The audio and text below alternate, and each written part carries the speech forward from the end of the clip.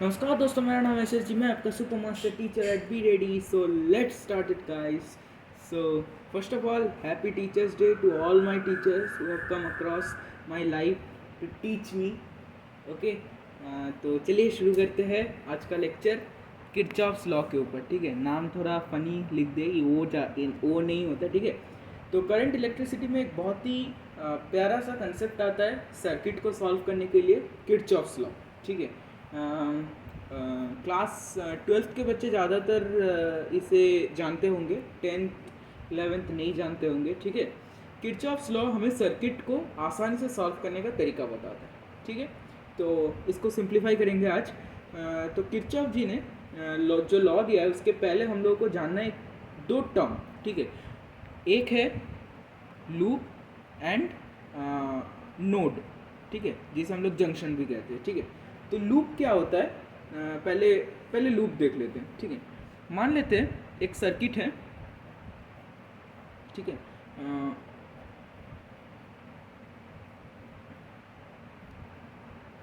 मान लेते हैं एक सर्किट है।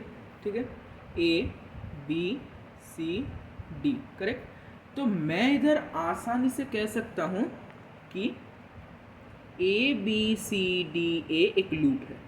ठीक है, इसे हम लोग लूप कहते हैं, मतलब एक क्लोज्ड पाथ को हम लोग लूप कहते हैं।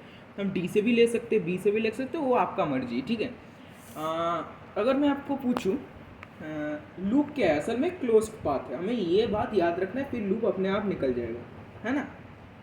तो ठीक है, तो मान लेते हैं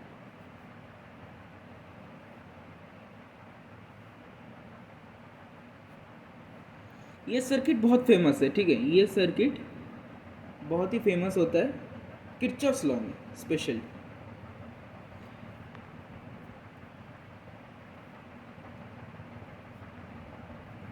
अब हमें बताओ इसमें कितना लूप है। ठीक है, देखो लूप कितना है, 3 तो लूप देख सकते हैं हम लोग, एक ए सी डी ए एफ और एक क्लोज पाथ, ये एक क्लोज पाथ है ना, A B E F A, और एक तो क्लोज पाथ ये वाला B C D E B. समझ आया? ठीक है, तो 3 तो लूप है। हम लोग किसी दो से काम करते हो, बाद में बता दूंगा मैं आपको। ठीक है, तो इसे हम लोग लूप कहते हैं, किसी भी क्लोज्ड पाथ को हम लोग लूप कहते हैं। बात आया समझ में? अब हम लोग नोड की तरफ बढ़ते हैं। नोड इसी से समझा देता हूँ। देखो इधर से करंट आ रहा है, मान लीजिए आई। ठीक है, फिर जब इधर आया ये I1 हो गया और ये I2 हो गया, तो हम लोग क्या कह सकते हैं, ठीक है ऐसा हो गया। ये लॉ में पड़ता है। नोड क्या कहता है, जिस पॉइंट पे करंट ब्रेक हो जाता है ना, अगर वो पॉइंट में दो या दो से अधिक वायर्स कनेक्टेड है एक जंक्शन की तरह, तब उसे हम लोग नोड कहते हैं। जैसे ये एक नोड है, क्यों, इसमें तार दो तरफ भाग हो रहा है, एक इधर और एक इधर। समझ आए बात?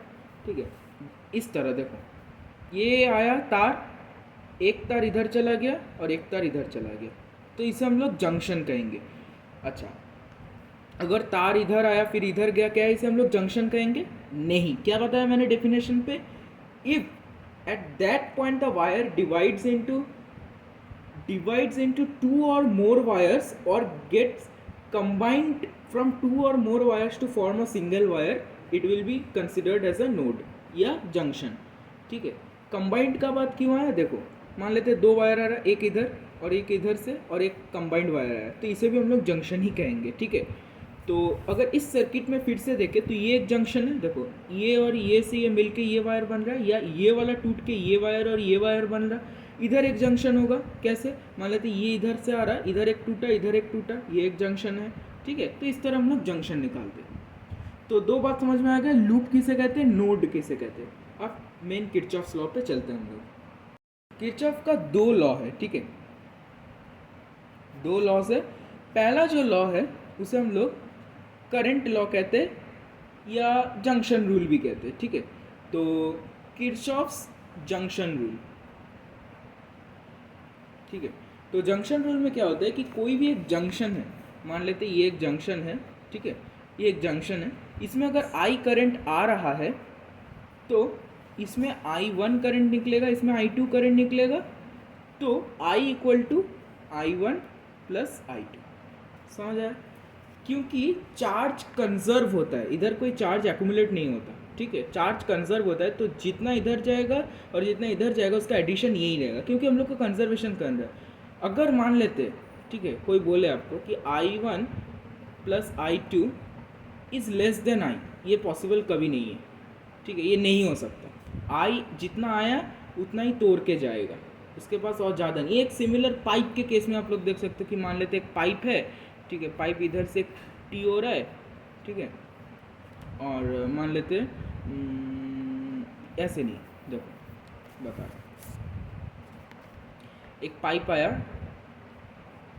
इस तरह का एक पाइप है, इधर से वाटर आया, इधर कुछ वाटर गया, इधर कुछ वाटर गया, तो इन दोनों का सम ही तो ये टोटल वाटर आएगा ना, एक्स्ट्रा तो वाटर नहीं आएगा। उसी तरह ये करंट पे भी ऐसा होता है, यही जंक्शन रूल है, ठीक है। तो और जनरलाइज करके अगर जंक्शन रूल को लिखे तो सम ऑफ करंट, ठीक है, sum of current across a junction और जंक्शन में सम ऑफ करंट जो है वो ज़ीरो है। क्यों?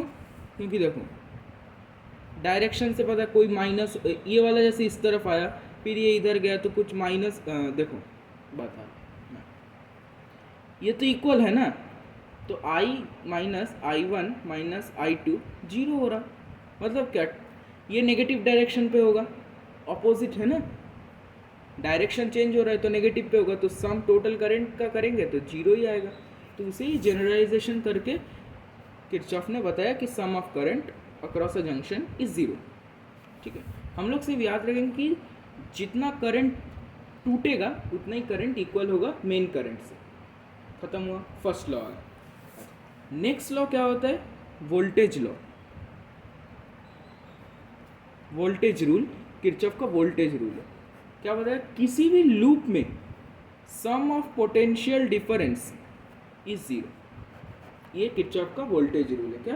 किसी भी एक लूप में, तो हम लोग पहले के उस सर्किट में चले जाते हैं जहाँ पे मैंने वो ड्राइंग बनाया था, एक फेमस किरचॉफ का सर्किट, उसमें हम लोग समझ जाएंगे इसे। देखो ये वाला था, है ना सर्किट, देखो ये एक लूप है, ठीक है, एक ही लूप कंसिडर करते हैं, ये लूप कंसिडर करते हैं। इस लूप में जितना भी पोटेंशियल डिफरेंसेस है उसका अगर सम करेंगे ज़ीरो आएगा, यही कहता है ये, ठीक है। देखो अच्छा, पोटेंशियल डिफरेंस में ईएमएफ भी आता है, हाँ, तो इसका एक ईएमएफ होगा, तो इस ईएमएफ को फिर इसके पोटेंशियल डिफरेंस को, इस रेजिस्टर के पोटेंशियल डिफरेंस को, इस रेजिस्टर के पोटेंशियल डिफरेंस को ऐड करने से ज़ीरो आता है। अब ऐड करने का नियम क्या है? करंट बैठाइए बैटरी से करंट बैठाइए एक लूप पे टोटल, उसके बाद शुरू कीजिए चलना। मान लेते हैं अब करंट के डायरेक्शन पे चलते हैं, ठीक है। तो अगर करंट के डायरेक्शन पे चलते हैं तो हर एक रेजिस्टर के अक्रॉस के वोल्टेज पोटेंशियल डिफरेंस को आप नेगेटिव मानेंगे, ठीक है, और पोटेंशियल डिफरेंस के अक्रॉस को नेगेटिव मानेंगे। अब करंट के ऑपोजिट अगर चलते हैं, मान लेते हैं इस तरफ ऐसे चलते हैं, करंट उल्टा में है और पाथ उल्टा है, तो आप पॉजिटिव मानेंगे तब ये सब पोटेंशियल डिफरेंस को, ठीक है। अब इस केस में थोड़ा उल्टा होगा, अगर आप करंट के डायरेक्शन पे चलते हैं, ठीक है, तो ये पॉजिटिव आएगा, ठीक है। अगर आप करंट के डायरेक्शन के उल्टा चलते हैं तो ईएमएफ नेगेटिव आएगा, ठीक है। तो इसको जनरलाइज कर लेते हैं। देखो कैसे जनरलाइज करेंगे? डायरेक्शन ऑफ करंट पे अगर चलता है तो जो रेजिस्टर के अक्रॉस जो आता है, IR1 मान लेते हैं, R2 मान लेते हैं, सब नेगेटिव आता है, ठीक है। और जो ईएमएफ रहता है तब क्या रहता है? पॉजिटिव, ठीक है। और इसका वाइस वर्सा हो जाता है अगर आप करंट के डायरेक्शन के उल्टा चलते हैं, तो ये याद रखना बहुत इंपॉर्टेंट है, ठीक है। एक इक्वेशन डिराइव करके मैं दिखाता हूँ, देखो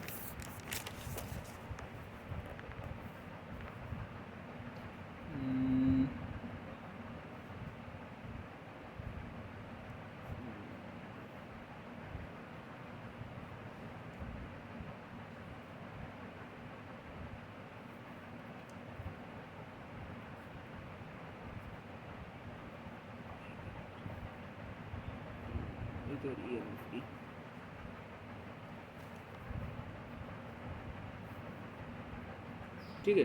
अगर वोल्टेज लॉ से इधर कोई इक्वेशन डिराइव करना है, कैसे करेंगे? देखो अब करंट के डायरेक्शन पे चलते हैं हम लोग, पहले करंट के डायरेक्शन पे चलने से प्लस ये एक लूप है, ठीक है, इसमें और कोई लूप नहीं है, एक ही लूप है इधर, समझ आ रहा है ना, लूप मैंने बता दिया आपको ई, ठीक है। मैंने कहा था डायरेक्शन पे चलने से सबका पोटेंशियल डिफरेंस प्लस कर देना, सॉरी सबका नहीं, आपका सिर्फ एप्सिलॉन वाला, मतलब ईएमएफ पॉजिटिव होगा, बाकी सब नेगेटिव, नेगेटिव कर देते हैं सब, EMF positive, negative I R 2 minus I R 3 minus I R 1 equal to 0, ठीक है। अच्छा, इसका उल्टा भी पॉसिबल है, मैंने कहा कि उल्टा में चलेंगे तो ये नेगेटिव बाकी सब पॉजिटिव हो जाएगा, तो ये नेगेटिव बाकी सब अगर उल्टा में चलते, ये सेम डायरेक्शन और ये ऑपोजिट, ठीक है, ठीक है, आई आर 3 माइनस आई आर 1, समझ आया। अच्छा, अब बोलोगे आप कैसे प्रूफ कर सकते हो उल्टा जाने से ये सब उल्टा हो जाता है साइन, ये क्या करते हैं, हाँ ये प्लस है ये प्लस, ठीक है। देखो इसी इक्वेशन से आप उल्टा को उल्टा कर सकते हैं, जीरो के उस साइड ले जाओ सब चीज़ उल्टा हो जाएगा, है ना, तो दोनों एक ही इक्वेशन है, same equation, you can take anything loop में, ठीक है। ये ऐसे ही हम लोग वोल्टेज लॉ का एप्लीकेशन करते हैं, ठीक है, इस तरह इक्वेशन बनाते हैं हम लोग। स्पेशली मैं एक चीज़ बता देता हूँ कि जब इस तरह का सर्किट आता है, जो मैंने कहा फेमस किरचॉफ लॉ का जो सर्किट आता है,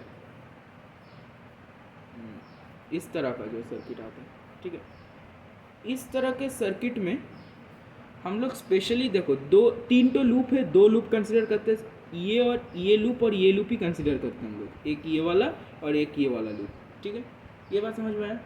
और क्या करते हैं हम लोग कि एक तो इक्वेशन हम लोग कैसे निकालते हैं कि ये जंक्शन का इक्वेशन निकाल देते हैं। जंक्शन का इक्वेशन क्या होता है, अगर मान लेते हैं आई करंट आता है, इधर I1 जाता है, इधर I2 जाता है, तो मैंने बताया कि क्या होता है I equal to I1 plus I2, ये किरचॉफ लॉ फर्स्ट इक्वेशन निकलेगा। और सेकंड इक्वेशन कैसे, एक लूप का सारा वोल्टेज का इक्वेशन निकालो और एक लूप का सारा वोल्टेज का इक्वेशन निकालो, तीनों इक्वेशन को सॉल्व करो, you will get all your data, current निकल जाएगा, वोल्टेज निकल जाएगा, जो कुछ भी चाहिए। Tell me in the comment if you want some numerical based on Kirchhoff's law, ठीक है। तो आशा करता हूँ वीडियो अच्छा लगा, सब्सक्राइब कीजिए एंड कॉन्सेप्ट सिंप्लीफाइड।